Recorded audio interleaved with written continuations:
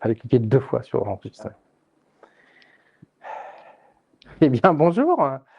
Bonjour aux nouvelles têtes et aux anciennes têtes. On vous aime quand même. Donc aujourd'hui, dernière TEDx de la saison, enfin non, de la demi-saison, parce que la saison se termine en décembre. Et donc dernière TEDx avant les vacances bien méritées, pour vous et pour nous d'ailleurs.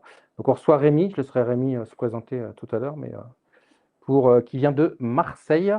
Je ne sais pas faire les accents, donc comme d'habitude, la séance est filmée, photographiée. Alors filmée vers l'écran et photographiée en général de derrière. Si ça vous pose un problème, vous nous le dites et on s'arrangera pour que vous n'apparaissiez pas sur les photos.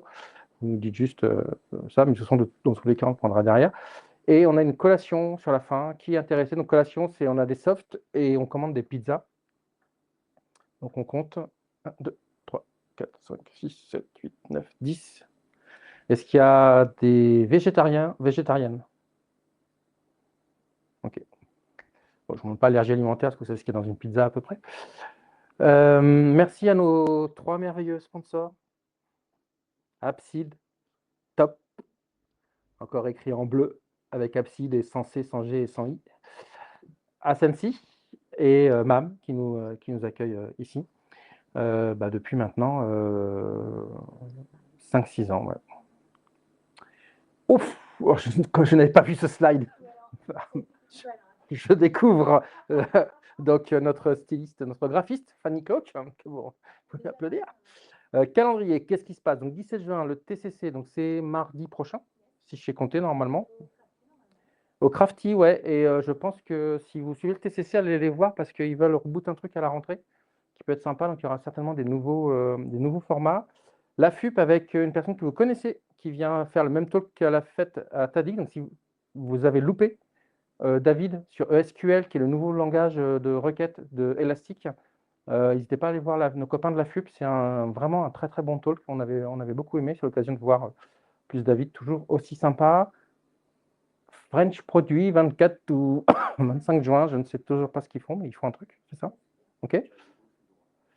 Donc TADix en vacances, c'était le seul truc que moi j'avais mis à l'origine sur ce slide, donc on sera donc en vacances, donc juillet-août comme d'habitude, et on reprend, on sait déjà, le 16 septembre, avec, alors je ne sais pas si vous connaissez Guillaume Laforge, qui est développeur advocate chez Google. On va parler IA notamment avec la partie agentique, mais il y aura un peu tout. En tout cas, si vous voulez vraiment comprendre comment fonctionne l'IA, notamment avec Google, avec tous les modèles Gemini qui vont sortir, je vous conseille de venir à TEDx à la rentrée. Guillaume est vraiment une des pointures en ce moment qui compte. Et si vous aimez Java, c'est un Java champion, donc on va faire du Java certainement. Nous, si vous ne nous connaissez pas, donc Fanny et moi-même, co-créateurs de TEDx, on se trouve un peu partout. Alors, on a laissé que X, mais il y a aussi Blue Sky et Mastodon. On est à peu près actifs pareil sur Blue Sky. Vous pouvez nous joindre par ces différents biais. On a notamment un CFP sur le site qui est ouvert si vous voulez proposer vos propres talks. Et puis toujours un petit coucou à Roxane Chanpao qui nous a fait toute l'identité visuelle parce que vous avez vu sur le slide précédent que il mieux pas que ce soit nous qui fassions cette identité visuelle. Et bien Rémi, c'est fini. Je te passe la main, je te passe le micro, la zapette, je te passe tout. Enfin, je garde mon t-shirt. Et puis. Non, je ne le fais pas, j'en montrerai. Bah, tu l'as terminé, ce que tu as terminé, il faut que je lance tout StreamYard. Alors, j'ai terminé, mais j'ai pas appuyé 3 fois sur le bouton, donc a priori, il n'a rien fait. Il continue. Je te laisse installer. Comment on met ça? On l'a refait pour lui ou? Ouais, c'est bon.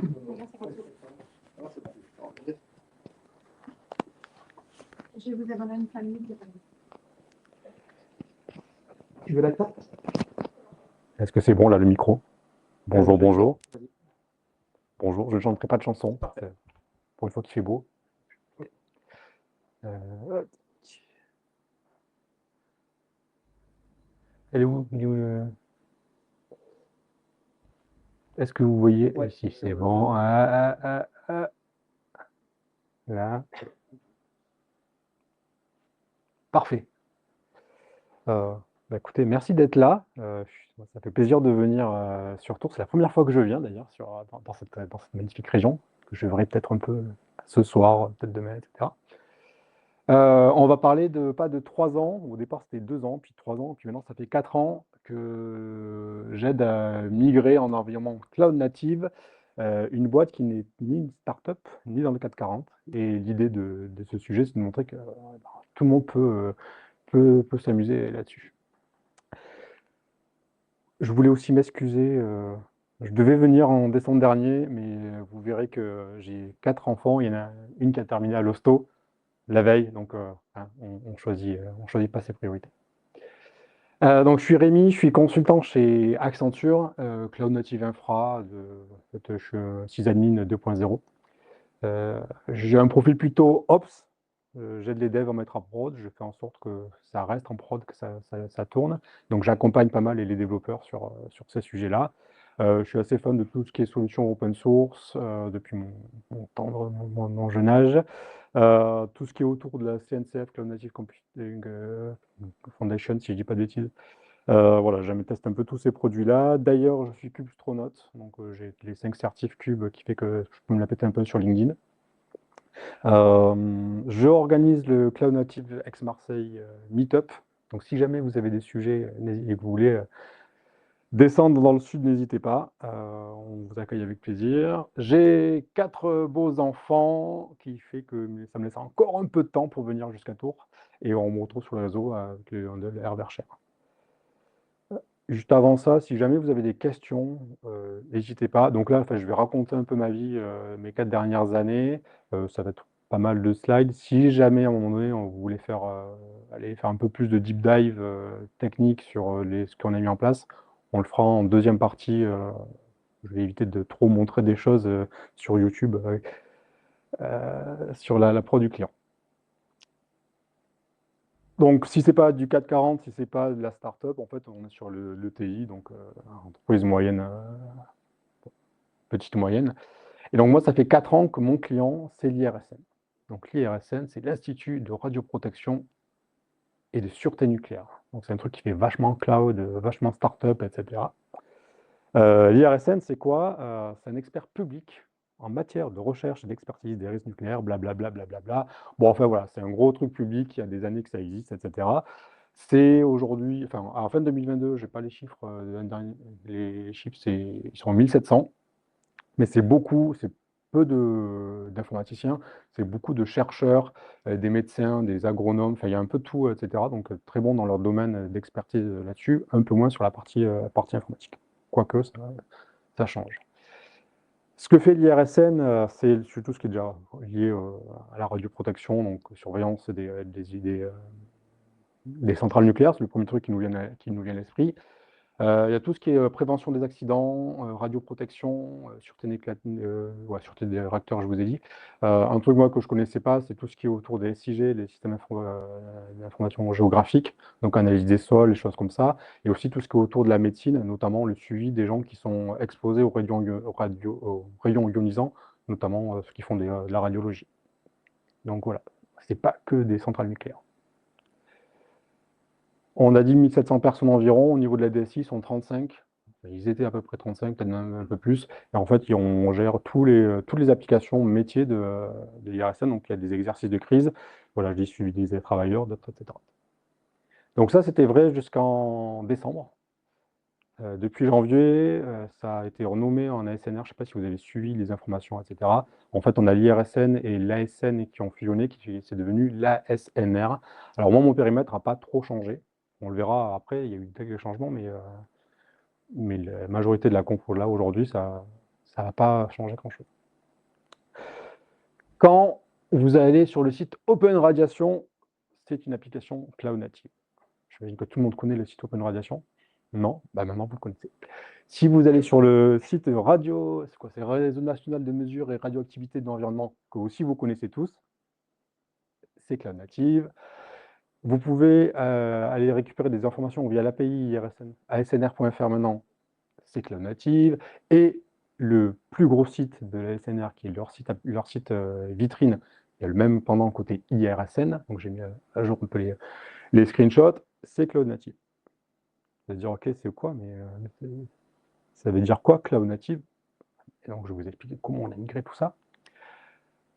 Je ne vais pas vous expliquer ce que c'est cloud native, je vais vous expliquer après tout ce qu'on a fait nous, mais je vous renvoie sur le livre de Justin Garrison et Chris Nova, qui est Cloud Native Infrastructure, qui explique un peu ce que c'est qu'une application Cloud Native. Et on va retrouver tous les buzzwords d'il y a 2 ans, parce que maintenant on est passé sur de l'IA et du platform engineering.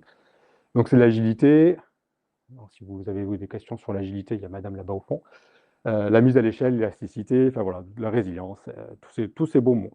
Il y a Katia, je crois, qui était passée, voilà, qui a une checklist ultime sur comment mettre votre application en Cloud Native. Je le renvoie aussi. Voilà. Comment l'IRSN s'est dit un jour, tiens, on va faire des applications Cloud Native. En fait, il y a une genèse, je crois que c'était en 2020 ou 2021. Ils ont beaucoup de solutions on-prem, avec beaucoup de contrats d'infogérance sur ces applications-là. Il faut savoir que l'IRSN, peut-être comme d'autres secteurs publics, ils ont beaucoup d'équipes en fait, de sous-traitants d'applications, les fameuses TMA, les tierces maintenance applicative, etc. Et il y avait des applications qui étaient avec un contrat d'infogérance classique, avec la bonne vieille VM, on-prem, etc. Sauf qu'ils se sont rendus compte que ça coûtait très cher pour le peu de services rendus. Ils se sont dit, bah, tiens, il y a un renouvellement de contrat. Qu'est-ce qu'on fait? Est-ce qu'on n'en profite pas justement de migrer cette application sur le cloud? Donc la question s'est faite, alors le rapatriement parce que c'était sur un autre data center de l'infogéreur, donc soit on rapatrie on-prem, soit on la migre sur le cloud. Il se trouve que c'était déjà une application containerisée avec Docker, donc c'était assez facile de dire, bah tiens, on fait le move, voilà, c'est pas du lift and shift de cross VM, ne faites pas ça chez vous. Il y a eu un choix d'orchestration, est-ce qu'on part sur du Docker Swarm, sur du Kubernetes? On était en 2021, Swarm existait encore.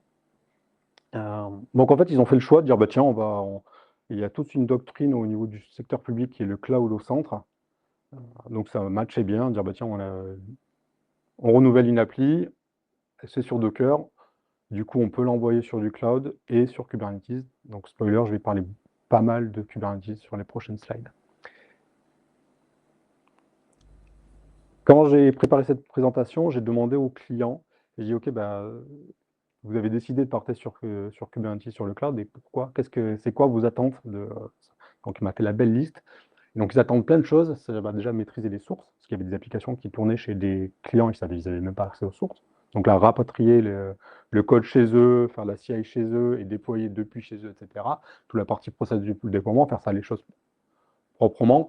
Avoir une infrastructure qui est commune à l'ensemble des applications. Donc, on a un socle, on parle de platform engineering maintenant. Donc, voilà, bootstrapper des environnements assez homogènes et plein d'autres choses. Voilà, une gestion des pratiques DevOps. Le côté facturation à l'usage, éventuellement un gain de coût qui aujourd'hui n'est pas fait parce que c'est le dernier euro du carrosse. Donc, c'est vos impôts aujourd'hui qui payent ça. Donc, merci d'ailleurs pour ça. Se poser la question, c'est OK, donc on a cette application-là de tierce maintenance applicative qui va être migrée, mais comment on y va? Est-ce qu'on en choisit, enfin, parmi tout ce lot, lesquels on choisit? Est-ce qu'on va en choisir d'autres, etc. Ils ont été assez pragmatiques. Ils disent, bah, c'est simple, dès qu'il y a une nouvelle application, donc il y a ces anciennes applications qu'il fallait migrer, absolument, puis après on va continuer, et lesquelles sont éligibles à la migration. Donc pas de lift and shift, c'est vraiment dès qu'il y a une nouvelle version, il y a du refactoring à faire, en fait, cette application-là sera forcément containerisée, tournée sur Kubernetes. On va faire ce que j'appelle moi du macro-service, pas du microservice, parce qu'il y a une maturité au niveau des équipes où faire trop de conteneurs qui font, je crois qu'on parlait de fonctions as a service, enfin voilà, il y a les applications s'y prêtaient pas forcément, donc on va faire du 3 tiers classique, du front, du back, la base de données, etc. En respectant les 12 factor apps. J'imagine que maintenant tout le monde connaît les 12 factor apps. Si vous ne connaissez pas, c'est peut-être un peu vieux maintenant, mais c'est une manière de comment on décrit une application. Alors c'est quoi? C'est quand tu es sur Docker, pas les logs qui sortent sur stdout et stdr et pas dans les fichiers. En effet, pas mal d'API, plein de trucs comme ça. Enfin, les endpoints, toutes les probes, s'assurer que l'application tourne bien comme il faut. Enfin voilà, c'est des bonnes pratiques de containerisation de l'application. Donc ça, c'est comment on y va, mais c'est lesquelles on choisit, en fait, ils ont dit toutes. Toutes les applications qu'on doit refactorer et qui peuvent tourner sur Docker, on y va, on en voit. On va d'abord envoyer les applications non critiques, des trucs de test, jusqu'à aujourd'hui des applications en prod qui sont HDS, donc avec des données de santé, avec des trucs alors critiques. L'avantage de l'IRSN, c'est qu'il n'y a pas de perte d'argent s'il n'y a pas de dispo, c'est plus de la perte de réputation. Voilà, le site, si le site irsn.fr est down, ça ne va pas gêner grand monde, à part au niveau international, la vue qu'on peut avoir les autres sur la France. Mais bon, il n'y a pas d'enjeu business là-dessus. Donc on peut aller jusqu'à des applications plutôt critiques qui sont déployées. Il faut juste pas perdre des données de santé, il faut faire attention. Comment on va s'organiser pour migrer tout ça? Donc on a d'un côté l'ASNR maintenant, qui est un secteur public, Accenture, qui est une petite boîte de 600 000 personnes niveau monde. Donc vous imaginez qu'au niveau organisation, ça va être sympa. Ben, en fait, c'est super sympa et c'est super simple. Le client, petit DSI, s'est dit, bah, écoute, toi Rémi, t'es Ops, j'ai des devs, bah, vous parlez, moi je tranche si jamais il y a des désaccords. Donc ça, c'est les devs, ça c'est moi, et ça c'est le client. Puis vous savez parler, vous savez envoyer des mails, vous savez créer des tickets, bah, vous gérez entre vous, et puis moi je veux pas savoir, je veux qu'à la fin l'application elle tourne. Donc voilà, pragmatique, simple, et puis let's go. Donc moi, Ops, qu'est-ce que je dois gérer? On me demande plusieurs domaines d'intervention. Déjà, gérer l'infrastructure des plateformes applicatives. Donc on a dit, c'est du cluster Kubernetes. On a un cluster particulier, j'en parlerai après, qui est la forge logicielle. Donc pour un cluster qui permet de déployer d'autres applications. Par contre, je ne suis pas un dev très fort. J'aide les devs à mettre en prod, donc la partie DevOps, CI/CD, tous ces trucs-là, ok. Par contre, après, savoir quelle version de Quarkus il faut pour déployer, ça, j'en sais rien du tout. Par contre, donc on va accompagner les devs à mettre en prod, on va faire du support à l'infrastructure parce qu'il y a des nouveaux concepts pour certains développeurs qui ne savent pas trop comment ça marche les conteneurs sur des plateformes Kube. Donc on va les accompagner pour ça. Et pour gérer tout ce beau bazar, on est 1,75. Donc en fait, j'avais moi et un alternant. Donc le 75, vu mon gabarit, vous vous dites, mais c'est pas moi je suis là. L'alternant est parti en septembre dernier. J'ai un collègue qui a repris à mi-temps le show. Donc on est en 1,5 senior ops pour gérer tout ça. Petit planning, mais qui est plus trop d'actualité parce que ça arrête en 2024. Et puis de fin à fin 2024, on est plus sur la partie run. Et puis bon, on continue de faire la chose. Il y a eu une première phase je dirais de séduction. On a appris à se connaître avec le client. De voir justement cette histoire de process, comment on discute, comment on fait, etc. Ensuite, on a du design, du build et du run assez classique, avec la mise en place de la Software Factory, les premiers clusters Cube, et puis bon, on a itéré. Il y a eu des petits projets d'observabilité, de gestion de sécurité, mais j'en parlerai plus tard. Pour au final arriver au bout de 2 ans de mise en place, une autonomie au niveau pour le client qui se déploie ses applications quasiment tout seul. Donc depuis S2 2023, c'est pas que je fais rien, mais on verra qu'il y a quand même, ça ne tourne pas tout seul les clusters. Je me permets. Si vous avez des questions, vous n'hésitez pas. Ouais. Les devs sont internes ou c'est des devs encore de Accenture ou d'autres? Alors, c'est pas Accenture, mais c'est beaucoup de devs externes, en fait. Enfin, j'en parle un peu après, mais le client, c'est plus des responsables applicatifs, gestion de projet, et en fait, c'est beaucoup de sous-traitance, et donc on a plein d'équipes de devs différentes. Par contre, niveau infrastructure, c'est que mon collègue et moi. Je posais la question parce que c'était pour l'acculturation, Ouais. à passer sur ce type de fonctionnement pour des devs qui peuvent être dans une structure un peu vieillissante. Ouais. Pas forcément si facile. Alors, ils sont tous externes. Après, il y a des gens internes qui font des applications, ce qu'ils appellent des applications transverses, des choses. Ils ont un SI interne, ils font un peu d'applications, ils vont là-dessus. Sachant que sur la partie cloud, c'est pas tout le SI qui est sur le cloud, c'est une certaine partie des applications. Après, ils ont des applications très critiques qui restent on-prem, où les données peuvent pas sortir. Et ouais, pour rebondir sur l'acculturation, les équipes externes, en fait, dans les appels d'offres, c'est demander à ce qu'elles gèrent. Après, est-ce qu'elles le gèrent vraiment? On verra. Voilà, c'est ça. Dans quelques chiffres, ce qu'on gère aujourd'hui, donc on est sur 11 projets public cloud chez OVH. Donc comme c'est du secteur public, alors il y a toute la notion du gap, la notion enfin, voilà, de marché souverain, ce genre de truc-là. Donc bon, il reste sur des données, sur des data centers en France. Donc ils ont fait le choix de partir avec OVH. C'est 22 clusters Kubernetes à ce jour, de la prod et non prod. On est plutôt sur des petits clusters entre 3 et 15 nœuds. Bon, les pods entre 100 et 500 pods par cluster, donc ça reste des clusters pas trop gros. Et puis après, il y a d'autres petits composants à droite, à gauche, mais bon, c'est pas le gros du sujet. Vous allez me dire, mais pourquoi autant de projets public cloud? Bah, c'est tout simplement un problème de facturation. En fait, chaque équipe a son projet, et au moins, c'est eux qui gèrent leurs sous. Voilà.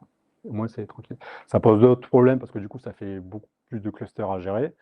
Mais d'un côté, c'est assez facile comment dire, au niveau des responsabilités, de dire, tiens, bah, voilà, ce cluster-là, c'est telle équipe qui gère ça. S'il y a un problème, bon, il n'y a pas d'impact, etc. Par contre, nous, ça demande du boulot de tout gérer, d'uniformiser tout ça.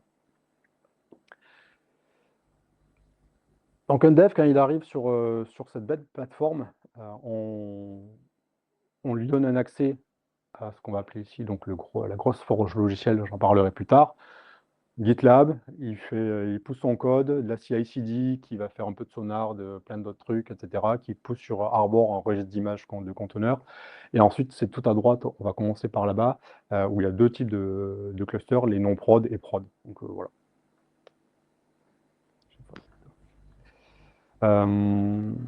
Et donc tout ça, c'est du kube managé chez OVH, avec pour la partie administration, du rancher et du SSO Keycloak qui est top. On va commencer par les clusters applicatifs. Qu'est-ce qu'il y a dans mon cluster applicatif? Donc j'aime beaucoup ce petit schéma-là. Moi, je gère que ça. Et puis les devs, ils gèrent tout ça. Voilà, facile. Non, l'idée, c'est ça, c'est qu'en fait, nous, on fournit le cluster avec tout ce qui va dedans. Et normalement, le dev, il a juste à faire un git push, la CI/CD, et ça envoie sur les bons clusters. Tout ça, c'est avec des charts Helm. On verra plus tard, mais on essaie d'uniformiser là-dessus. Et il se trouve que sur ces composants infra, il y a quand même pas mal de choses. Quand on déploie un cluster, voilà, l'ingress controller, les cert managers, la gestion du backup, du monitoring et tous ces trucs-là. Bon, ça se fait, hein, mais il y a quand même pas mal de composants. Quand on a démarré ces clusters, donc on a commencé par 1, puis 2, puis 3, puis 4, etc. Donc au départ, c'était fait un peu à la main, et puis après, on a développé un deuxième cluster, puis on a vu des problèmes, donc il a fallu repartir sur le premier, et puis à un moment donné, il a fallu mettre à jour le deuxième, et puis aussi le premier, et puis voilà, et puis on a Rancher. Rancher, il y a une matrice de compatibilité avec les clusters qu'il gère. Mais bon, il y a tout ce sujet-là de gérer, donc c'est sympa. Et on arrive au fameux pet versus cattle. Donc je gère mes petits clusters à la main, et puis après on automatise tout ça. Donc il a fallu automatiser et variabiliser tout ça. Il y a eu plusieurs phases. Quand je suis rentré sur le projet, en fait, il y avait quelqu'un qui partait. J'ai eu une semaine de transfert. On dit, bah, tiens, il y a un peu de Terraform, il y a un peu d'Ansible, etc. Puis dans tous les cas, il y a la console OVH. Donc il y a des clusters qui ont été déployés depuis le manager directement, après qu'on a dû réimporter avec des outils. Et puis on a fait la phase en discutant avec d'autres gens, tout le monde a fait les erreurs. On aime bien faire tous les mêmes erreurs. Première chose, c'est faire avec Terraform, c'est génial, on fait tout avec Terraform. Sauf que si vous faites du déploiement applicatif de chart Helm dans du Terraform, je ne sais pas s'il y en a qui ont déjà fait ça, bah, ne le faites pas. Enfin, on ne le fait plus. Voilà, parce que c'est des variabilisations de template du code HCL dans un truc de templating en plus. Voilà, ça fait du templating de templating qui au final, ça ne marche pas trop bien. Donc on est revenu un peu en arrière, on déployait les clusters avec tout Bootstrap, avec du Terraform, parce qu'en Terraform, on va l'utiliser pour ce que j'appelle moi tous les objets cloud. Donc le cluster, les buckets S3, les network policy quand il y en a, tous ces trucs-là, enfin voilà, tout ce qui est au niveau du cloud. Par contre, tout ce qui est à l'intérieur du cluster, au départ, c'était déployé avec bêtement des chart Helm, alors un peu à la main, un peu avec la CI/CD. Depuis l'an dernier, j'ai fait pas mal de choses au niveau GitOps. En fait, on est sur du Argo CD. Et on a déployé Argo CD pour gérer tout ça. Je vais l'essayer d'après et c'est plutôt sympa. Donc ça prend du temps et ça permet au final d'avoir quelque chose d'uniforme. Donc petit point bonus sur la partie GitHub, je parlais d'Argo CD, alors là j'ai juste un slide, mais j'ai un sujet de conf que je peux faire là-dessus. L'idée c'est qu'on a 22 clusters, il y a toutes les briques d'infra, etc. Et il faut trouver un moyen de gérer toutes ces versions différentes de clusters en environnement dev et prod, où on a des trucs qui sont activés ou pas. Il y a eu des loupés où des fois les déploiements n'ont pas exactement les mêmes noms sur un cluster ou deux, donc il y a la méthode de je pète tout et je refais 0, mais des fois c'est pas possible. Possibilité d'avoir une faible dépendance à l'outil qui déploie, donc il y a toute une structure GitOps, donc ça c'est un gros monorepo avec du code qui fait que je peux redéployer sans Argo CD. Et point bonus, je ne sais pas si vous connaissez Renovate. Je n'ai pas posé si vous êtes plutôt dev ou ops. Les devs, les ops, plutôt, ok. Donc Renovate, ça parle plus aux devs, où voilà, ça vous dit les mises à jour des dépendances, etc. Et côté ops, ça marche aussi. Et en fait, grâce à ce fameux monorepo où j'ai tout décrit, les charts Helm qui déploient sur l'infrastructure, avec des histoires de hiérarchie, je sais pas comment on dit. Bon, j'ai plus le nom. En Java, tu fais de l'héritage. Histoire d'héritage, en fait, on arrive à répondre à tout ça. Donc, c'est plutôt cool. Ce qui est cool, c'est qu'en début d'année, là, il y a eu une faille sur Nginx. C'est un commit. Parce que j'avais pas Renovate à l'époque. Donc voilà, j'ai juste changé mon version de chart Helm et j'ai pu déployer sur mes 22 clusters assez vite. Alors, il y a plusieurs méthodes avec Argo CD et d'autres outils comme Flux, etc. Est-ce qu'on fait du truc tout automatique? Moi, je suis commence à être un peu vieux et un peu conservateur, donc j'aime bien vérifier faire moi-même les changes, surtout sur des composants d'infrastructure. Ouais, voilà. Donc, c'est ça. Mais finalement, là, on a pris un peu de temps à mettre ça en place, mais au bout d'un an, ça tourne plutôt bien, etc. Et on est à 700 apps, donc c'est des ressources Argo CD qui sont gérées. Donc ça, c'est cool, c'est déployé, on fait des mises à jour, etc. Mais par contre, c'est comment, si on posait des questions, comment on gère ça, le fameux day 2, comment voilà, on met à jour les clusters. Donc bon, j'ai un peu spoilé, c'est avec aujourd'hui Terraform sur cette partie-là. Mais je parlais de l'histoire de matrice de compatibilité.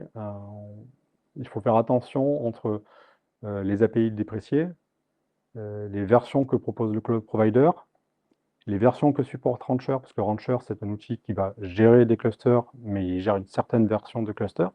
Donc en fait, il faut bien gérer cette multi-matrice de compatibilité. Donc bon, j'avais pas de cheveux avant, mais j'aurais pu m'en arracher. Donc c'est des questions auxquelles il a fallu répondre. Je vous dis, je crois qu'il y a deux petits outils pour les custom pour vérifier qu'il n'y a pas de problème. J'avais noté, j'utilisais Kubente et Pluto, des outils qui vont vérifier si dans les clusters, il n'y a pas des ressources qui sont dépréciées pour les mises à jour. La question, c'est comment on fait justement toutes ces mises à jour de briques d'infrastructure. Alors nous, on a pris le pari de dire, pour une version de cluster, donc là aujourd'hui, on est en train de passer sur la version 1.31. En fait, on a pour tous les mêmes clusters, la même version d'Nginx, la même version de Cert Manager, la même version de ça.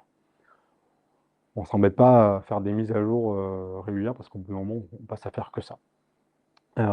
Sauf bien sûr s'il y a des failles de sécurité, à ce moment-là, là, on le fait. Aussi, c'est poser une question là, on fait du PRA. C'est sympa le PRA, sauf qu'aussi, il faut que les clusters que vous puissiez remonter soient en bonne version. On avait un cluster qui n'était pas managé, qui dormait, etc. On s'est dit, mais si celui-là, on veut le respawner ailleurs, en fait, il n'y a aucun cloud provider qui propose cette version de Cube avec des API qui sont disponibles, quoi. Donc, si vous faites du PRA au niveau de Kubernetes, assurez-vous de pouvoir respawner un cluster à cette version-là.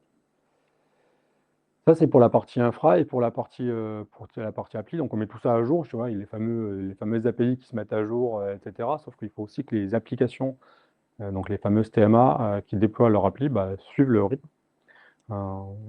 Donc là-dessus, c'est de la com. Et puis on a aussi des pipelines, on a des pipelines qui font des checks, des Helm install, des Helm, etc., qui font des fois des commandes kubectl. Il faut que le client cube soit à la même version que le cluster, etc. Donc bon, il y a tout ce truc-là aussi à gérer. Mais ça se fait. Un truc aussi qui change du legacy des VM, c'est qu'il y a beaucoup de gens qui ont dit ok, c'est super, mais comment je me connecte en SSH sur mon pod, le fameux. Donc il a fallu acculturer faire pas mal de workshops là-dessus, dire ah non, les logs, tu ne montes pas un volume, tu ne fais pas un /varlog, etc. Je rigole pas, j'ai des clusters qui pètent encore, des applications qui pètent encore là-dessus. Parce que les gens qui font des bases de données, ils aiment bien des volumes avec des logs. Et qui font du Apache aussi. D'ailleurs, en parlant de bases de données, on a pris le parti de tout mettre sur les clusters, même les bases de données. Donc c'est le truc un peu touchy. On a la chance d'avoir des bases de données assez petites, sauf Mic, mais bon, il y a eu beaucoup de travail fait là-dessus. Ça c'est pareil, comment depuis mon poste, je peux accéder, faire un PSQL ou un MySQL, etc. Je dis non, ça ne marche pas comme ça. Il faut commencer à créer des load balancers avec du filtrage IP. Bon, enfin, vu qu'on est tout public, ça devient un peu complexe. Donc il faut trouver d'autres solutions. Donc on a des bastions pour ça, des choses comme ça. Pour les bases de données, Ouais. le PRA, il inclut la restauration sur un autre data center de chez OVH ou c'est tout sur le même data center? Alors là, on est sur un autre data center. L'idée, c'est on est sur Scaleway aussi là-dessus. Et au niveau des backups, je ne sais pas si j'en parle là, ouais. En fait, comme il n'y a pas de RTO très important, RTO très important, on fait des dumps de base, donc on a la capacité de réinsérer la base. Voilà, on fait pas de. Oui, il n'y a pas de. On peut. Non, alors il y a, bon, je l'ai écrit un peu. Il y avait l'histoire je voulais tester toute la partie opérateur, mais non, aujourd'hui c'est des déploiements simples. C'est des Chartelm, Postgre, PostGIS, beaucoup de PostGIS, etc. Mais comme c'est des bases de données pas très grosses, le temps de dump et de restore est acceptable pour le client. C'était un des sujets, c'est passé sur en effet des opérateurs, mais comme je suis un peu tout seul sur la partie cube à gérer ce truc-là, ça me faisait. Voilà. Ça viendra sûrement dans les prochaines évolutions. Après, il y avait la possibilité de faire des snapshots, des volumes, parce que c'est du Ceph en dessous. Avec la partie OVH Manager, c'est du l'OpenStack avec du Cinder, et je crois que c'est du Ceph. Il y a la possibilité de faire des snapshots des volumes, mais on peut les remonter que sur la même zone, etc. Je crois que j'ai testé une ou deux fois, mais. C'est un plus gros sujet d'IFRA sur des machines comme ça, avec des bases de données directement sur YouTube. Ça peut être un peu cher à monter quand on doit en plus ressortir la base de données dans un état le plus proche possible, quoi. Ouais. Là, si la base de données n'est pas vraiment de sujet. Voilà, on peut faire un backup quotidien et restaurer le backup quotidien. Et puis même, comme je disais, il n'y a pas de. On peut prendre le temps de restaurer, il ne faut juste pas avoir moins de pertes de données possible. Et comment vous faites pour le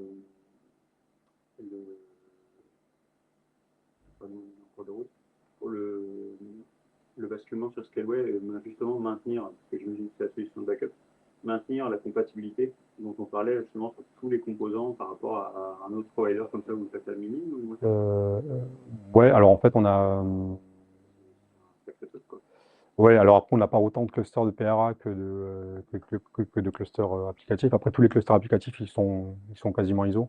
Enfin, là, je suis en phase de migration, donc on en a deux, mais voilà. Après, toutes les applications ne sont pas éligibles au PRA. Enfin, ouais, si le site vitrine de dosimétrie, enfin, ouais, voilà, la newsletter de l'IRSN, si elle n'est pas dispo pendant quelques temps, c'est pas très grave. Oui, alors moi j'en fais surtout sur la partie, alors je ne sais pas si j'en parle après, mais sur la partie forge logicielle. Parce que ce que je fais, moi je gère la forge logicielle, donc du GitLab, du Nexus, du Harbor qui commence à avoir des volumétries assez importantes. Et en fait, quand je fais des upgrades, je prends régulièrement je replaque un backup et je fais la montée de version sur ce backup-là. Donc ça me permet de garantir qu'au moins ça marche de temps en temps. Après, c'est pas encore, sur les parties pures applicatives, il y a du boulot à faire sur faire ça régulièrement, automatiser, etc. Oui, jamais, c'est ça. Donc on a parlé de ça, ouais, accès au log, donc fameux /varlog, etc. Bon, il y a plein de trucs. Aussi les bonnes pratiques de gestion de conteneurs où on dit on fait du from scratch, on met rien dedans, etc., etc. Alors moi, bon, en tant que vieil ops, des fois c'est quand même pratique d'avoir un shell sur le pod pour pouvoir débugger si besoin. Il y a tout ça qui tourne, mais comment on sait que ça tourne? Alors, quand je suis arrivé sur le projet, il n'y avait pas de monitoring, il n'y avait pas d'observabilité. Et puis on m'a dit: «Ouais, mais il y a des applications en prod». Je dis: «Ah ouais? Et comment tu sais que ça tourne?» «Ben, on sait pas trop». Quoi? Personne ne sait pas. Exactement, voilà. Le fameux coup de fil d'utilisateur, c'est le meilleur truc. Alors je sais pas si on voit bien là, du coup, il y a eu tout un projet d'observabilité qui fonctionne plutôt pas mal. Donc la fameuse stack Prometheus, Grafana, Thanos, et j'ai la même chose pour la partie log Loki, avec Loki. Comme moi, je gère l'ensemble des clusters, en fait, on a mis en place un Prometheus par cluster, comme ça, chaque application, TMA, tierce maintenance applicative, a accès à son cluster là. Donc là, on a la TMA en fait, qui accède à Grafana, qui accède aux métriques, aux logs de ces applications qui sont sur leur cluster. Donc ça, c'est cool. Et en fait, moi, je suis là et j'accède avec Thanos. Donc Thanos, c'est des composants qui viennent se rajouter à Prometheus, où je peux aller interroger l'ensemble de mes clusters. Donc j'ai une console centralisée de l'ensemble de mes clusters, etc. Et bien sûr, j'ai toutes les alertes qui remontent sur le cluster. Donc j'ai un beau tableau de bord avec toutes les alertes, etc. Ça marche plutôt pas mal. Côté log, on est à peu près équivalent avec du Loki, sauf que j'ai pas les logs qui remontent sur un seul tenant. Aujourd'hui, voilà, faut que j'aille à chaque fois à droite à gauche là-dessus. Les devs sont pas forcément. Alors, je dirais pas qu'ils sont au courant parce qu'on a l'information, mais il y en a certains qui n'ont pas encore l'habitude d'aller sur ce truc-là. Ils préfèrent nous demander: ça marche pas? Pourquoi? Je dis: tiens, tu as les logs là, c'est marqué. Tu n'as plus de place parce que tu auras fait un /varlog. Un volume persistant qui est full. Bon, ce qui est cool avec le monitoring, c'est que déjà on y voit plus clair, on sait quand ça tombe, si c'est dispo ou pas. Donc il y avait le truc historique, en effet, ça tombe, ça marche pas. Par contre, il y a aussi le côté suivi de la performance applicative où on va un peu plus loin sur le temps de réponse des applications et les choses comme ça. On n'a pas encore, alors il y a toute la partie tracing, OpenTelemetry, on n'y est pas encore, mais ça viendra. Après, il y a toute l'histoire des différents niveaux des développeurs ou applications, enfin, comment les gens de l'application mettent en place tous ces systèmes-là. Je pense que ce sera un sujet. On parlait des sauvegardes, et ce qui est cool, c'est que on a un exporteur qui permet de voir si l'état des sauvegardes est bon ou pas. Donc, moi, je suis averti si mes sauvegardes ne marchent pas. On a aussi, on peut plugger ça à GitLab, on a un suivi des déploiements, si le déploiement se passe bien ou pas. Et super point bonus, comme je suis chez OVH et que j'avais un peu de temps à perdre, il y a un exporteur OVH qui me permet de suivre l'état de mes clusters en faisant des calls API chez vous. Faut savoir que quand vous êtes alors, je sais pas s'il y a des gens qui ont fait du kube manager chez OVH. Ouais. Voilà. Donc vous gérez que les worker nodes, vous gérez pas le control plane, et vous avez le control plane, donc il y a la base de TCD sur laquelle sont stockés tous les objets cubes, etc. Alors, en fait, l'API serveur et tous ces trucs-là, enfin, tout ce bout-là, on ne voit pas, et en fait, il y a un sizing qui est fait en fonction du nombre de worker nodes que vous avez. Et des fois, ça pète. Voilà, surtout quand on rajoute plein de trucs qui font pas grand-chose, mais qui bourrinent l'API serveur, il y a du rate limiting, voilà, ça pète des fois, assez régulièrement d'ailleurs. Donc j'en avais marre et je comprenais pas pourquoi. Et en fait, grâce à cet exporteur-là, du coup, je sais que attention, mais que mon quota etcd est dépassé, il faut virer 2-3 trucs pour que ça marche un peu mieux. Ça me permet de suivre aussi si les clusters sont à jour ou pas. Donc on voit qu'il y en a beaucoup qui sont plus à jour. Bon, mais bon, ça justement, après c'est mon métier de faire en sorte que ça soit à jour. Ça me permet, alors je parle de la partie FinOps, aussi de s'assurer que les nœuds que j'ai, alors on fait pas d'auto-scaling, des choses comme ça, on est plutôt, voilà, comme au niveau de la facturation, en fait, le client paye en avance ce qu'il va consommer. Il dit, bon, ok, j'aurai un cluster de 3 nœuds, on va rester sur 3 nœuds ou 5 nœuds ou 10 nœuds. On va pas s'amuser à faire de l'auto-scaling, etc. Donc ça nous arrivait des fois de déployer un cluster et puis de mettre ça tarif horaire. Puis au bout de 2 mois, il dit, ça coûte cher quand même ce cluster. Donc on peut basculer les nœuds à la facturation mensuelle et justement, ça nous permet de voir ça. Donc n'hésitez pas à aller chercher OVH MKX Exporter, ça marche. Le retour d'expérience, la partie FinOps, justement, entre le avant et après, ça a été. Eh bien, on ne sait pas. Alors, ça fait partie des points où aujourd'hui, on n'a pas. Ça n'a pas été traité. Alors, ils sont plutôt contents parce que. Alors, je ne sais pas si c'était les anciennes TMA qui faisaient beaucoup de RAM, mais en fait, à équivalent, en fait, ils font tourner 3 fois plus d'applications que ce qu'ils avaient. Donc, il y a quand même des choses à faire, mais. Continue. Tu dis que vous ne faites pas de scaling, tu parles de scaling de node, tu ne parles pas de Ouais. VPA ou de. Oui, il y en a, ouais, c'est oui, c'est du node auto-scaling. Alors, on va parler un peu de forge logicielle, où là, c'est un cluster applicatif, comme un autre, mais un peu plus particulier. C'est juste que les applications qui tournent dessus, c'est pas des développeurs enfin, si, c'est des développeurs, mais c'est pas des applications métiers qui vont tourner dessus. C'est des applications qui vont permettre de déployer des applications dont j'ai la gestion. Donc ça permet à plusieurs développeurs de participer ensemble au développement d'un ou plusieurs logiciels d'après Wikipédia. On a sur cette forge-là plein de choses, GitLab, des runners, du Nexus, du Sonar, du Arbor, du Rancher, du Keycloak, plein de ce trucs-là. Donc ça, c'est plutôt cool. Ça peut être un équivalent de ce qu'on entend parler aujourd'hui, la Notomo à la mode, peut-être pas mon démon, mais C'est les composants qui peuvent faire une plateforme. Voilà, c'est ça. Après, là, on n'a pas, quand tu parles de plateforme engineering, ce qui va aller à côté, c'est aussi tous les golden images, les modules Terraform ou les composants d'appli pour pouvoir bootstrapper ton appli qui va bien. Ça, aujourd'hui, il n'y a pas. On y vient, mais voilà. Et t'as pas aussi on n'a pas encore de portail de self-service. Donc tu démarres, tu dis je veux ça, ça, ça et ça. Là aujourd'hui, le ça, ça, ça, c'est un ticket sur GitLab et puis derrière, c'est Vivi. Stocker quoi dans Nexus? Je connais pas Nexus. Nexus, c'est un truc d'artefact. Alors en fait, il y avait des packages RPM de CentOS 5. Il y a des librairies Python, il y a un peu tout dedans. En fait, c'est un vieux. C'est pas du code, c'est des artefacts, c'est plus les binaires que tu as générés. Le code est sur GitLab, des trucs qui sont générés, c'est plus. Non, tout sur. Ouais. Tu pourrais faire les images Docker. Tu peux mettre du Nexus, du image Docker. Ouais, voilà. En fait, c'est un truc qu'on s'est récupéré. Enfin, il y a du legacy partout. D'ailleurs, on a des petits soucis avec parce que tous ces trucs-là sont pluggés au SSO. On est sur des versions communautaires gratuites, même si c'est des solutions open source.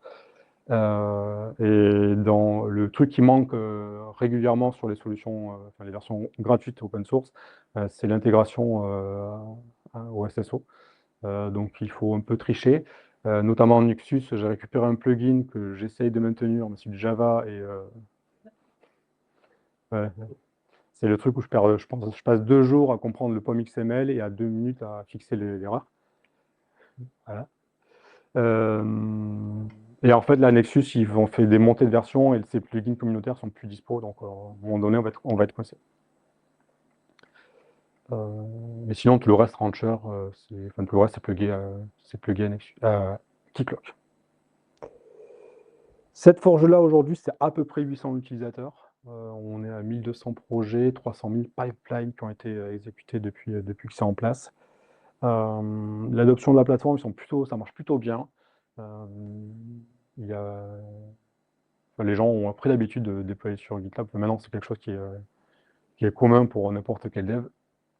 Le problème pour moi, c'est que ça devient un SPOF. C'est-à-dire que tout ce qu'on a mis en place là, s'il n'y a plus de GitLab, les gens ne peuvent plus déployer. Donc il faut faire ça. Le GitLab, il tourne sur un des clusters Kubernetes. La Forge Logiciel, c'est un cluster Kubernetes chez OVH. Oui. Et on s'est dit, bah ouais, mais en fait, c'est un cluster comme un autre. Donc le jour où moi, je ne suis plus en mission, comment on le gère, etc. Donc c'est pour ça qu'on a fait du kube managé. Parce que les équipes internes de l'IRSN, ils sont pas experts comme on peut l'être, nous, consultants. Il y a eu 2 versions de cette forge. Donc la première avec des composants obsolètes et on a eu beaucoup de problèmes de stabilité. Le réseau qui va côté au niveau des volumes. Donc quand on a le volume GitLab qui passe en read-only ou Nexus, ça devient compliqué. Et puis surtout qu'on est sur du RKE1, donc ça c'est des distributions Kubernetes qui étaient un peu vieux, avec un runtime Docker qui est plus supporté. Enfin, bon, il y avait tout un truc, on s'est dit, bah, qu'est-ce qu'on fait? Est-ce qu'on repart sur de l'infra comme on va dire, les mauvaises langues font chez OVH avec du bare metal et puis on se gère, etc. Ou on prend le pari de partir sur du kube managé. Et on s'est dit, bah, comme c'est un cluster comme un autre applicatif, bah, on fait du kube managé. On a profité pour splitter en 3, vu qu'on paye, en fait, ça nous revient au même prix parce qu'on paye que les worker nodes. Et du coup, on a fait un pour GitLab, un pour la Forge, un pour Rancher et un pour Keycloak. Pourquoi? Parce que déjà, Rancher, s'il y a des gens qui ont déjà déployé du Rancher, ça fout le bazar au niveau de cluster. Et donc, Rancher, il faut lui un cluster que pour lui. Parce que sinon, voilà. Et pareil pour Keycloak, ça marche très bien, mais j'avais pas envie d'avoir un truc Keycloak qui est géré par du Rancher qui doit se connecter sur Keycloak pour que ça marche. Voilà. Donc un truc vraiment autonome, et c'est surtout que c'est des clusters que seuls les admins, donc mon collègue et moi, avons accès. Et toute cette belle migration de l'ancien cluster vers le nouveau cluster, ça s'est fait avec Velero. Un beau backup restore qui s'est fait.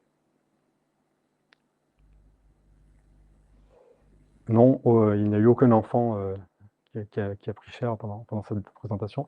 L'idée, c'est les petites erreurs que j'ai eues pendant toutes ces phases de migration-là. Alors, j'en avais noté 2-3 sympas, mais on en a déjà parlé. On parlait de Terraform, de déployer avec Terraform, donc c'est génial, sauf quand les modules ne sont pas très secs. Donc, quand vous faites un Terraform à apply et puis qu'on vous dit, tiens, je vais recréer ton cluster, tu dis non, on va éviter. Rancher, c'est sympa, sauf que il y a aussi, on s'est amusé justement dans toute la partie Terraform de créer des modules pour aller interroger Rancher, sauf qu'il y a toute une notion d'idempotence. Je sais pas si ça vous parle.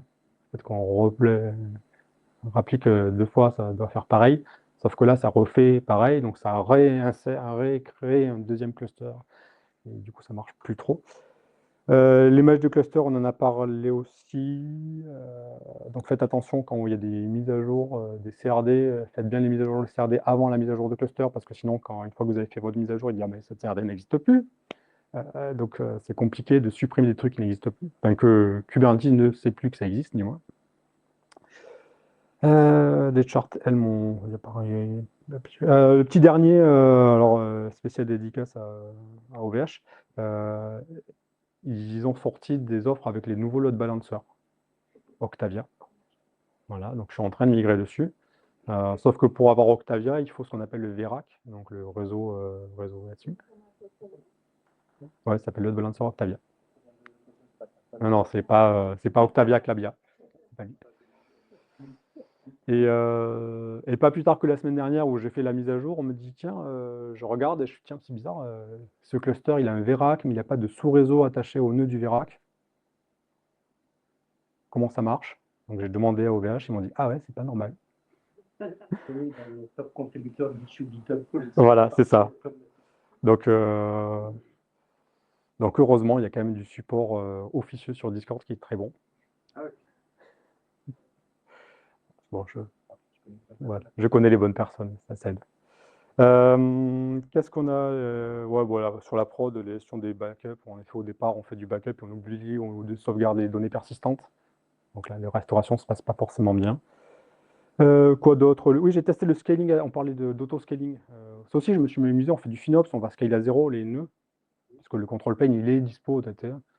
Sauf que quand on met en place des trucs de sécurité, comme Kyverno, où en fait on a des admissions contrôleurs, donc c'est des trucs qui vont vérifier avant le déploiement, mais en fait, vu qu'on n'a plus de nœuds pour faire tourner l'application, pour vérifier que tu peux déployer,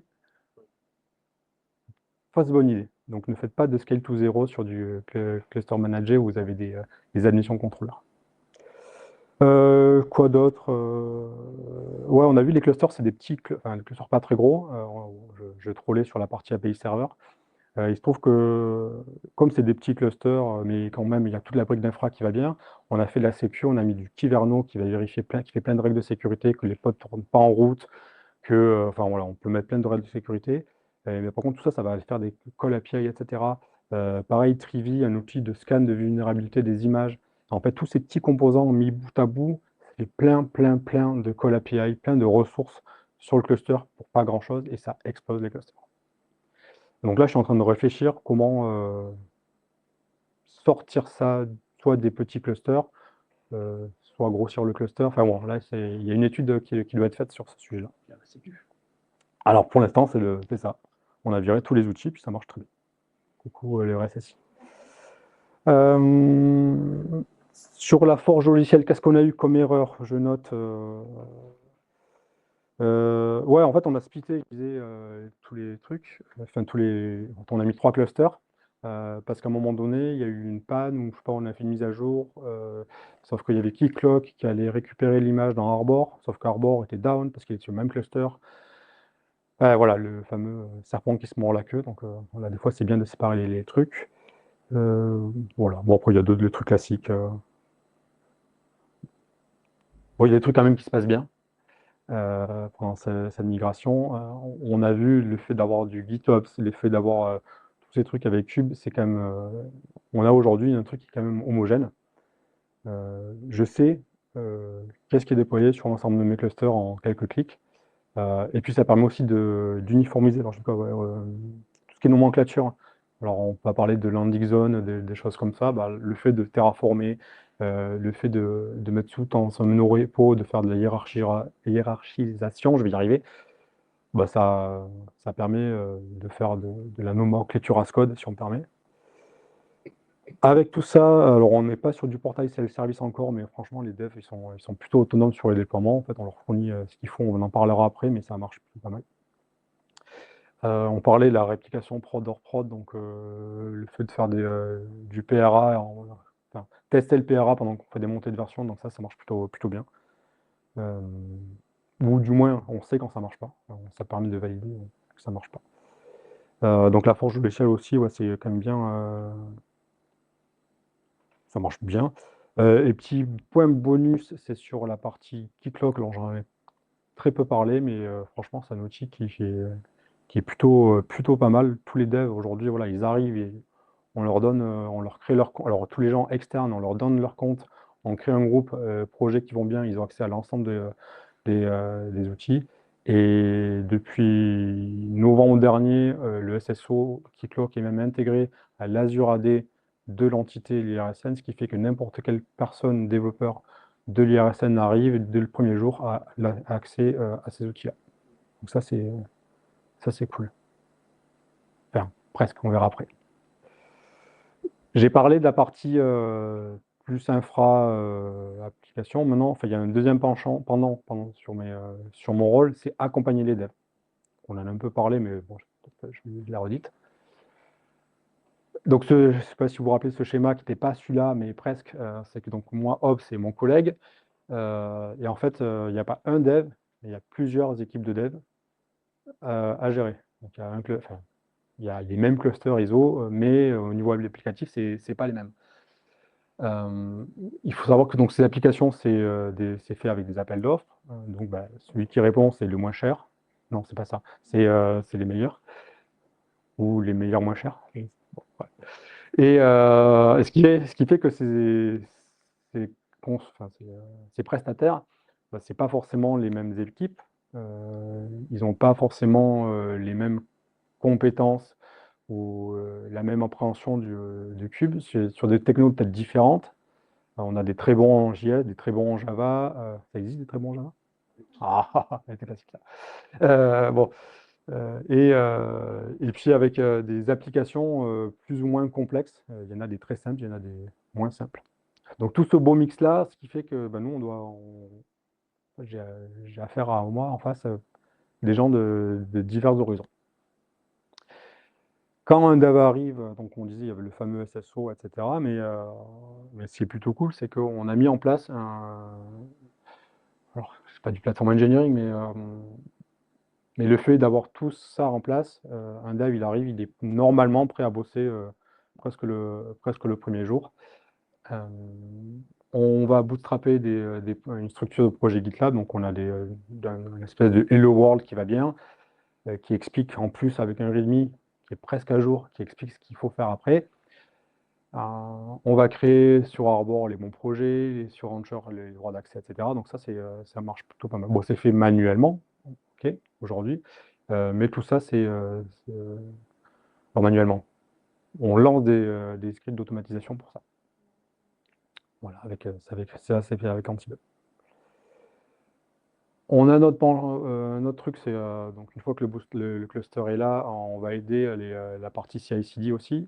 Donc aujourd'hui, on a vu la partie infra, c'est fait avec GitOps, avec de l'Argo CD. Par contre, les applications, c'est toujours du push, où en fait, c'est des chart helm qui vont être déployés depuis des runners GitLab CI. C'est fait comme ça marche. Alors un jour, peut-être qu'on on mettra tout sur Argo, mais bon, on a déjà eu du mal à mettre ça tout en place, uniformisé. On va pas non plus s'amuser à tout péter là-dessus. Et on utilise des templates de CI/CD, justement, on fournit un exemple de projet GitLab, on dit voilà ça comment ça marche, il y a toutes ces pipelines-là, ces jobs qui sont là, après ils peuvent surcharger si besoin, etc. Et donc petite pub, on s'inspirait de deux projets qui font de la CI/CD, R2 DevOps, je ne sais pas s'ils sont déjà venus dans le coin ou pas, mais voilà. Qui fait au départ pas mal de trucs au niveau de la CI/CD GitLab. Là, ils sont plus concentrés sur la partie sécurité, s'assurer que de vos pipelines, il n'y a pas de faille de sécurité dans vos pipelines. Donc ça sera surtout des images Docker à jour, que ça respecte des bonnes pratiques ISO 27, 27001, etc. Et To Be Continuous, qui est fait par un collègue, où là, c'est vraiment les très, très, très bonnes pratiques de la CI/CD à mettre en place. Et donc, les devs peuvent venir piocher sur tous ces jobs-là avec un exemple de bonnes pratiques à faire. Donc, on leur fournit tout ça, mais ce n'est pas parce qu'on leur fournit qu'ils vont savoir l'utiliser correctement. Donc, il y a quand même pas mal d'accompagnement, de mise en place de ce truc-là. Alors maintenant, c'est moins vrai parce que les gens sont plus habitués, mais il y a 2-3 ans, c'était un peu compliqué. Donc un exemple à droite, je ne sais pas si vous voyez bien, mais à ne pas faire un conteneur Docker qui fait tourner du Apache. Bon, pour ceux qui ne... Vous voyez ou pas? Non. Bon, voilà. C'est pas comme ça qu'on fait aujourd'hui. Donc il y a eu toute une acculturation justement sur la partie dev. Donc on disait il y a des appels d'offres, donc c'est les meilleurs devs qui répondent à ces appels d'offres, etc. Sauf que ce n'est pas ces devs qui ont répondu à l'appel d'offres qui vont faire le code. C'est en général, je me permets. Donc il y a quand même des différences de niveau entre les gens qui font des devs sur la partie conteneur, mais bon, c'est pareil côté Ops, il y en a qui n'en ont jamais fait. Donc il faut jouer avec ça. Après, il y a des juniors, il y a des seniors, il y a des bons juniors, des mauvais seniors. Voilà. Moi qui suis plutôt Ops, je pensais que les devs savaient faire de l'intégration continue. En fait, non. Donc, à ma surprise, les devs n'aiment pas faire du YAML. Bon, c'est dire. Bon, enfin voilà, il faut composer avec ça et faire trouver la bonne manière d'accompagner ces gens-là avec la diffusion, donc beaucoup de formations, de l'accompagnement plusieurs fois, des fois plusieurs fois sur certaines personnes. Puis c'est des gens, certaines personnes voilà, qui sont très fortes sur la partie métier applicative, mais le déploiement, une fois que ça tourne, ils ne vont pas toucher. Puis voilà, ils s'en fichent. Enfin, si le pipeline est cassé, bah, c'est pas que c'est pas leur problème, mais ils vont vite m'appeler pour corriger ça. Notamment quand il y a des versions de Montecube où il y a des trucs à mettre à jour. Et donc pour communiquer avec ces gens-là, bah, il y a plusieurs. Je dis ces gens-là, c'est moche. Voilà, comment avec l'IRSN on bosse, on a vu, enfin, c'est vraiment de la com directe, c'est multicanal. Alors on dit, il faut créer des tickets, il faut créer des tickets, il faut créer des tickets. Mais comme finalement on n'est pas non plus si nombreux que ça au niveau des équipes de dev et Ops, bon, en fait, du moment que quelqu'un réponde, que ce soit par ticket, par mail, par chat, par ce qu'on veut, l'idée que ça soit traité. On est vraiment sur la discussion directe. Moi, j'ai accès aux devs, les devs ont accès à nous côté Ops, et voilà, c'est vraiment de la com directe. Si jamais il y a un conflit, bon, c'est le responsable de projet, donc le client, l'IRSN, qui tranche, etc. Et moi, je suis un consultant, donc on me consulte, donc on va être plus sur la préconisation et pas l'obligation. Donc s'il y a des choix à faire, moi je donne mon avis, mais c'est le client qui reste maître de ce qu'il faut mettre en place. Est-ce que ça ne serait pas ça finalement, le fameux DevOps, ou les devs parlent avec les Ops, je ne sais pas. Mais en tout cas, ça marche. Après, il y a toute la partie mise en production. C'est pareil, je suis consultant, donc j'accompagne les devs. Donc j'aide au déploiement. On essaye en sorte que les développeurs soient le plus autonomes possible. Il y en a qui le sont très bien. Il y en a, du jour J, je dis, bah, voilà, tu as ton projet Git, et puis j'en entends plus parler jusqu'à le premier incident de prod. Mais bon, enfin, ils s'en sont trop bien sortis, ils arrivent à déployer sans problème. Il y en a, c'est un peu plus compliqué. Et donc si jamais je dois intervenir, j'interviens avec eux. On évite de faire des trucs dans notre coin et faire en sorte que, voilà, que magiquement ça s'est mis à marcher, on ne sait pas trop pourquoi. Même si des fois, si, on le fait un peu. Et puis sur la partie prod, pareil, il y a des analyses, des conseils. Des fois, je vois on a toute l'analyse de performance et des choses comme ça. Bah, si on sait être proactif, dire attention, là, ton application elle commence à consommer un peu trop, ou ce genre de trucs-là, ou si je vois, enfin, comme consultant, on fait beaucoup de veille techno. Voilà, s'il y a des trucs qui arrivent, des nouveaux langages et des nouvelles façons de faire ou quoi, on communique là-dessus. Bon, bien sûr, il y a aussi des loupés côté dev. Donc, il y a tout cet accompagnement-là. Alors là, ça va être plus simple, mais j'ai déjà tout dit, ça. Les fameuses images Docker custom. Alors, on n'a pas de...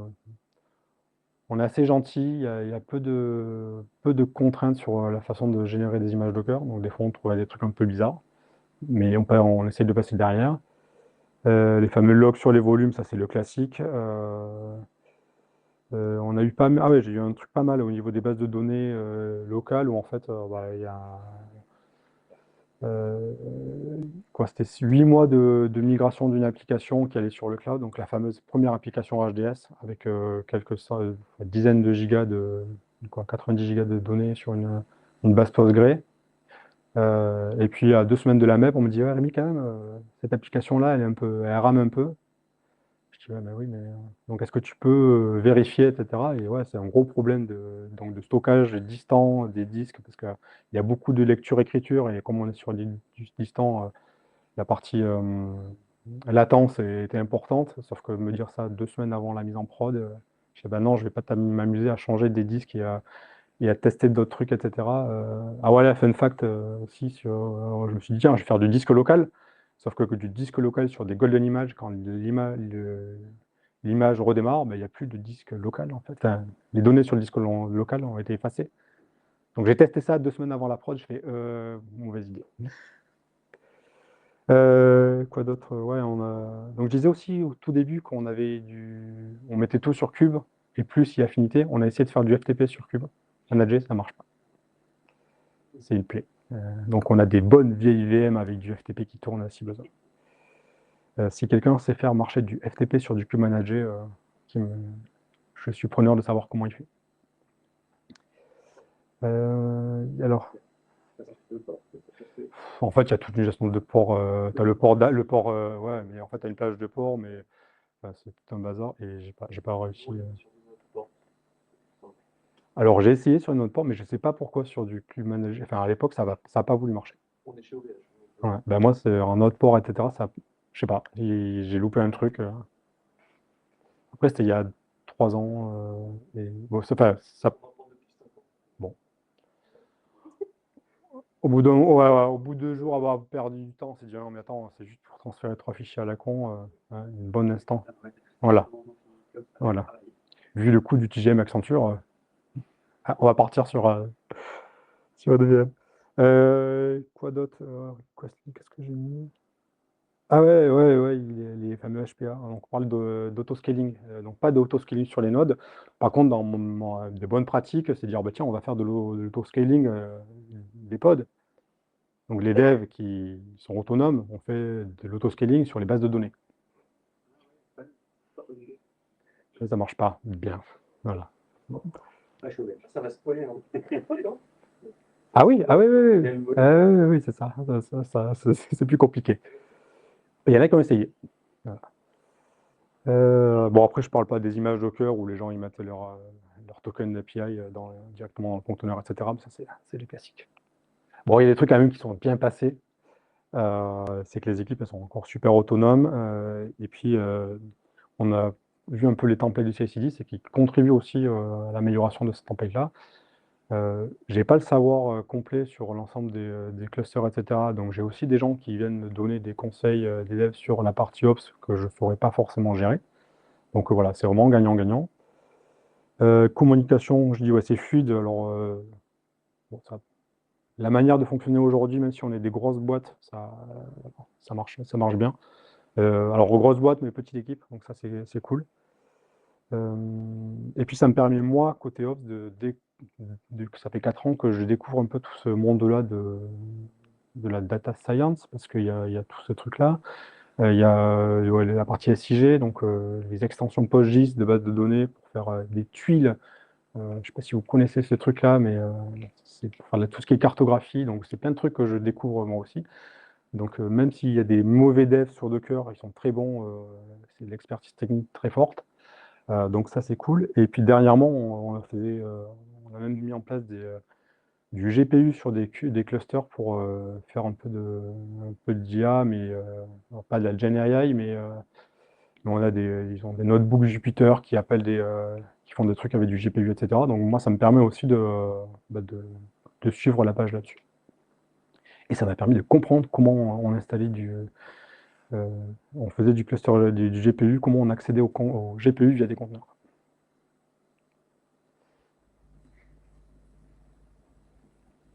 Vous savez qui c'est, ça? Non. C'est la police. C'est la sécurité. On a oublié de parler de sécurité. Comme tout bon projet, on parle de la sécurité à la fin. On n'a pas parlé, ou très peu, de la sécu. C'est que les premiers mois, pour les premières années, on était plutôt en mode open bar, où on expérimente, on fait des trucs, etc. Sauf qu'à un moment donné, que là-bas, les données sont à prendre et on met des trucs AGS, il y a les RSSI qui disent, oui, sympa, mais ça serait bien un peu de faire en sorte que tout le monde n'accède pas à tout. Et comment on fait ça une fois que c'est en prod, et que les devs et moi, on a pris des habitudes un peu tranquilles. C'est la com, clairement. Donc voilà, on met en place des choses. Alors, je parlais de la partie CI/CD, mais la partie tout ce qui est règles d'admission avec Kyverno, il y a ce qu'on appelle les modes audit. Donc, ils disent, oh, attention, ton truc, il n'est pas bon, et par contre, une fois que ça prend en prod, ça passe pas. Donc, il y a tout ce truc-là à mettre en place. Donc, c'est beaucoup de com et beaucoup d'audit. Et puis, la bonne pratique. On a la chance d'avoir un RSSI qui est pragmatique et qui dit, OK, là, il y a des failles, mais c'est acceptable. Et puis, si on commence à mettre des trucs un peu trop tordus, en fait, les devs, ils pourront plus bosser. Typiquement, la gestion des secrets. Alors, on a du Vault sur certaines applications. On a des secrets dans GitLab, mais qui sont un peu cachés. Il y a du SOPS, je ne sais pas si vous connaissez SOPS, qui est plutôt pas mal, qui permet de... En fait, c'est comme les vieux trucs avec PGP, où vous chiffrez vos fichiers, vous stockez vos fichiers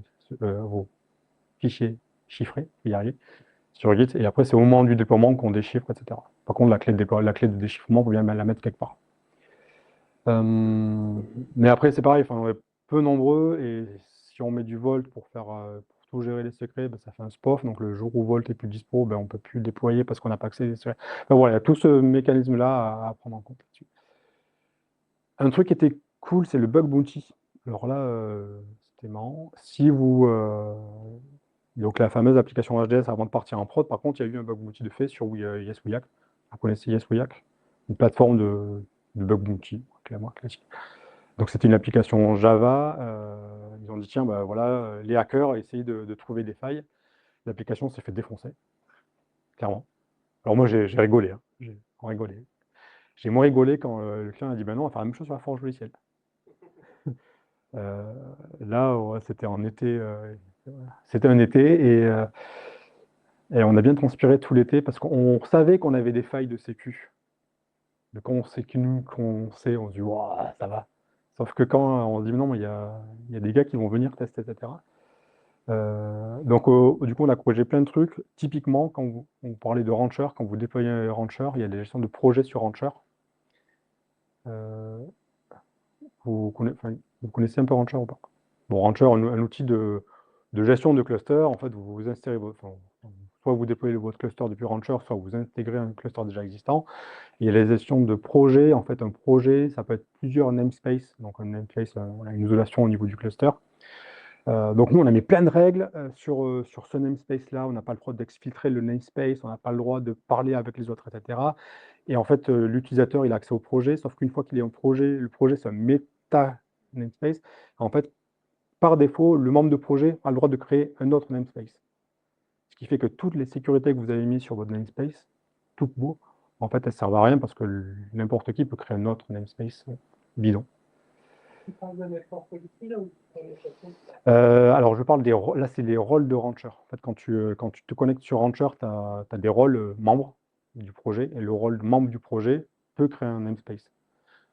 Donc, si tu as mis des network policies sur tes namespaces pré-créés, que tu as toi-même créé en tant qu'admin, les network policies, du rollback, etc., enfin, des trucs un peu sécurisés sur ce namespace-là, mais que l'utilisateur peut créer lui-même d'autres namespaces, en fait, ce que tu as fait, ça ne sert plus à rien.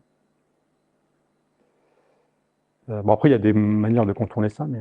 pourquoi c'est un bug bounty et pas fait appel à des boîtes de pentest? faut demander au RSSI. Parce que ouais, ils avaient un contrat avec, ils ont dit, etc. Ouais.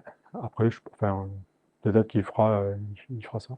Et alors là où j'étais assez surpris, c'est que les gens des bug bounty, alors moi j'ai transpiré pour mettre en place tous les problèmes de sécu que je connaissais, mais en fait les devs, les pentesters de ces bug bounty là, par contre, ils n'ont rien trouvé, parce que c'était pas du tout... l'idée c'était on leur fournit un compte développeur, on leur fournit un projet GitLab, un accès à Rancher, un accès à Arbor, comme s'ils étaient un vrai développeur, mais sur leur projet, et leur dire, bah, tu essaies de t'exfiltrer, d'aller sur GitLab, d'être projet. Et en fait, c'est pas des trucs qu'ils ont l'habitude de faire, voilà.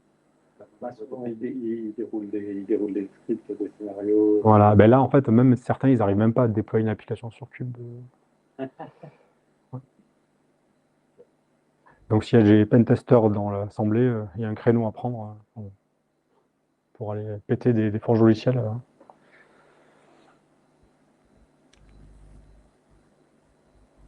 On va finir sur cette partie-là.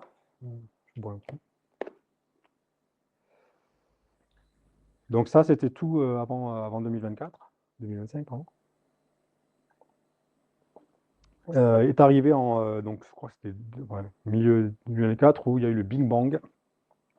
Big Bang, dédicace à ton t-shirt de tout à l'heure, où l'IRSN et l'ASN ont fusionné. Donc pour la faire courte, c'est le gouvernement qui a décidé de fusionner deux acteurs majeurs du nucléaire, un qui est plus sur l'expertise technique, l'autre qui est plus sur l'autorité, comme ça. Donc maintenant, c'est devenu l'ASNR.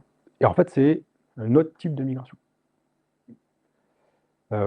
Or, la chance, c'est que l'IRSN, c'est 80, alors je dis des chiffres comme ça en l'air, mais c'est bien 90 ou 95% du SI. Le nouveau SI, ce que j'ai géré, c'était pareil. L'ASN, ils n'ont pas grand-chose. Donc en fait, ça c'est pas trop. Mais pour finir là-dessus, il y a eu quand même des challenges assez intéressants depuis janvier. Alors au niveau des migrations applicatives, c'était assez simple, c'est-à-dire, tiens, on change les URL. Donc au lieu d'aller sur le site irsn.fr, on va sur asnr.fr. Ça, c'est facile. Du Nginx, du redirect, hop, merci, au revoir. Sauf les gens qui font du SEO, qui disent, ah mais attends, le redirection, c'est pas du 301, mais du 308, etc. Du coup, on perd du référencement sur Google.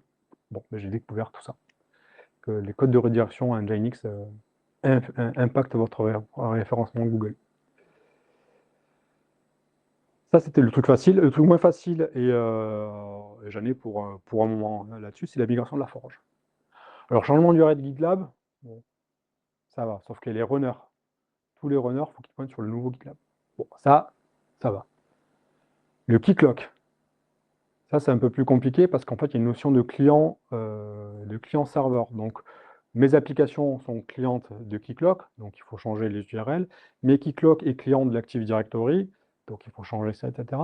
Au passage, les utilisateurs ont changé de mail. Donc, quand vous avez des applications, je vois qu'il y a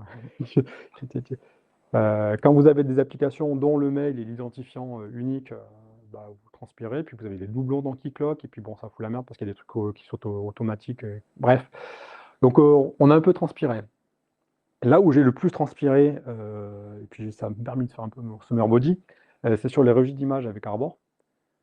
Quand vous déployez une application sur Kubernetes, donc vous avez le champ image qui dit d'où vient l'image. Donc là, c'était registry.irsn.fr. Sauf que c'est un registre privé. Donc changer l'URL de cette image-là, ça va. Sauf que c'est un registre privé, ce qui fait qu'il y a un secret associé. Et dans ce secret-là, encodé en base 64, un fichier JSON, il y a aussi l'URL de ce registre-là. Donc c'est toute une mécanisme donc, sur 20 clusters, 22 clusters, je ne sais plus combien d'applications maintenant. Et voilà, ça c'est un truc où on a un peu transpiré pour modifier ça. Et grâce au template de CI/CD, ça permet de faire ça. Sauf forcément les gens qui ne font pas de template de CI/CD parce qu'ils se sont dit c'est quand même mieux de faire ça tout ça moi-même là-dessus. J'en ai bientôt terminé. Donc là-dessus, est-ce que les promesses ont été tenues? Donc j'ai posé toujours la question avec la première liste de début. J'ai dit à mon client, mais est-ce que tout ce qu'on a mis en place depuis quelques années, c'est bon? Donc pastille verte, c'est bon. Pastille jaune, oui, mais il y a encore du taf à faire. Et la partie orange foncé, c'est en fait non, ou on n'a pas encore géré ça. Donc notamment la partie FinOps, c'est pas c'est pour ça en plus, donc il y avait des dates. ouais, après il n'y a pas beaucoup. Enfin, ça reste assez raisonnable. Mais c'est surtout un travail qu'on n'a pas fait. On n'a pas. Un problème d'argent.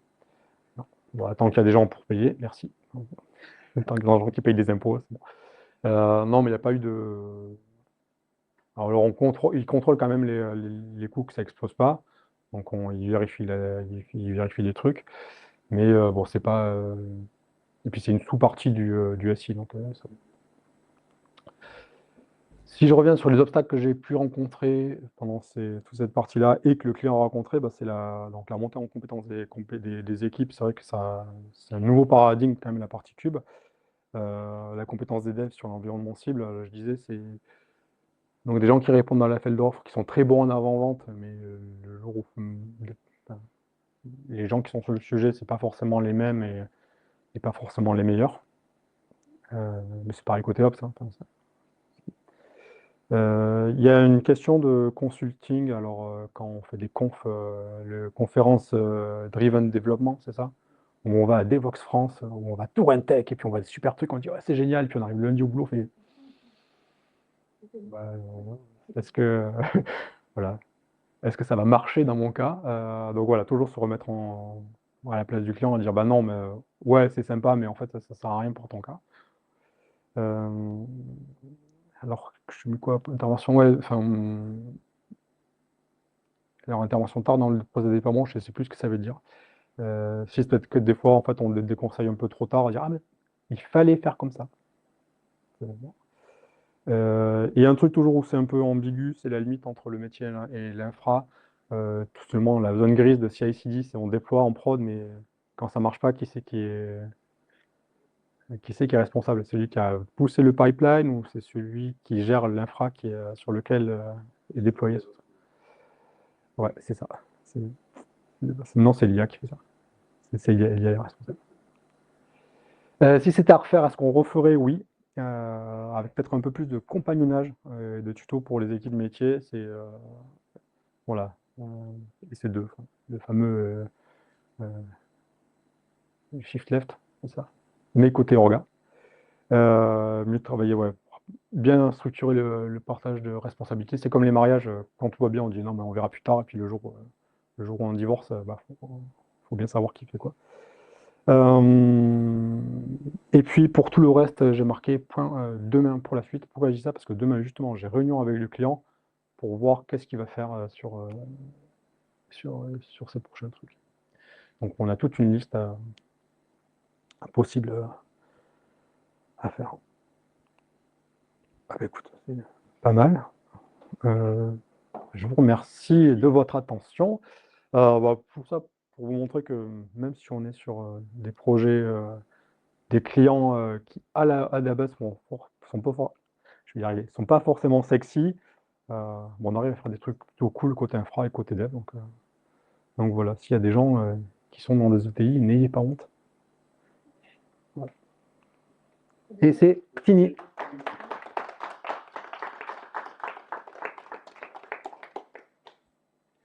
Les questions, on peut en commencer 2-3 là. Ouais. Une toute simple. Il reste à peu près combien d'applications qui ne sont pas migrées du tout J'ai aucune idée. Parce qu'en fait, ça vient au fur et à mesure. Et moi, j'ai pas la vision du SI on-prem. Il y a quand même une grosse partie. Alors, je crois qu'on doit être